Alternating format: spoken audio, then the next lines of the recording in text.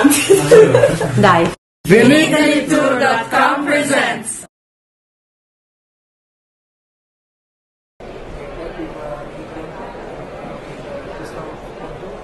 Summergate. Nice to meet you. Nice to meet you. We want to ask you, as a big importer here in Hong Kong, how you decide and which are the factors that influence your choices of a portfolio of wines that you sell and you use to build? Well, it's pretty simple. What we do first, we always want to work with family-owned vineyards. So when we choose the vineyards, it's very important for us. We don't work with very large corporation. We want to have an element of family in the wines. Where Summergate, even though is a large company today, it's also a family-owned business, and we want to share the same values. It's important also for us that we represent all the major regions of each wine-producing country. But we also look at wineries which have a certain reputation already, or which have a very big potential in terms of what they're already doing. So when we choose it, they have to be a bit of a leader already in the category, or they have the potential to become a leader in the category. Right now, within by country in general, Italy, what's the place of Italy in your portfolio now? Well, Summergate is a Greater China company. So if we look at it from a Greater China company, it has a good position. But I would say, within our company we have three different markets. We have mainland China, we have Hong Kong, and then we have Macau. The dynamic of each market is very different. In mainland China, it's still very much an emerging market for Italian wines. In Hong Kong, on the other hand, Italy is doing a lot better than it was 5 or 10 years ago. It is much more known today. I think it's thanks to a lot of importers which have brought that, but I think also the palette and the openness of the Hong Kong public is a lot larger today. They have already migrated from Bordeaux, and are trying to look outside of that. And we're very confident, actually, in our case, in our portfolio at Summergate in Hong Kong especially, the Italian wine represents a very good portion of our business today. How does it work, this mechanism of wines that go in Hong Kong and then they go to sell in China?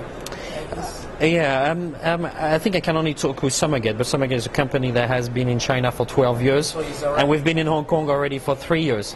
So it's we have a philosophy of a Greater China portfolio, and it's just a matter of convincing our partners, which we work with in China, to also join on board with us.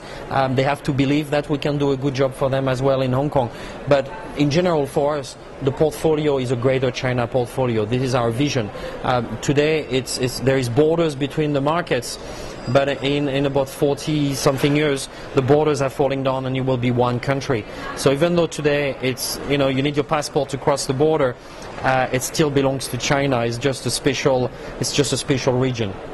So right now, is very different the market for wines in China and Hong Kong, or you sell quite similar wines? We sell the same wine, but they don't sell the same way in each market. Okay. So there is certain wines which will be very popular in Hong Kong, which will be a bit less popular in China, and that is related to different factors. The import taxes are different in each market.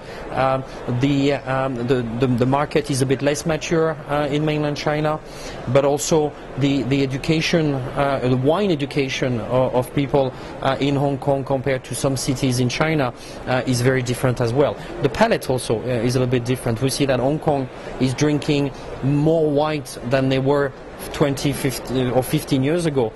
China is still very much of a red wine market still. So in mainland China, there is very strong still the rice wine. Do you think the tendency is going to get more to disappear, or it will be stronger, the rice wine, and also in 10 years, 20 years? I think today the wines in China, the imported wine in China, is, for a lot of people, is becoming a sign of success is being part of a certain part of the society. It's a lifestyle effect. We see also before it used to be only men drinking wine. Women are drinking a lot more wine, and not just white wine or rosé wine. They're drinking red as well. So there is trends that shows that the rice wine will always be a big part of it because it's culturally embedded into China. But imported wine will definitely grow. It's probably not going to grow at the pace that people think it is. 1.3 billion people and so much potential. Yes, but you have to remember that probably more than 80% of the country earns less than 300 euros per month. Some even below 100 euros per month. And when a bottle of wine costs 20 euros in a retail store, they have other choices.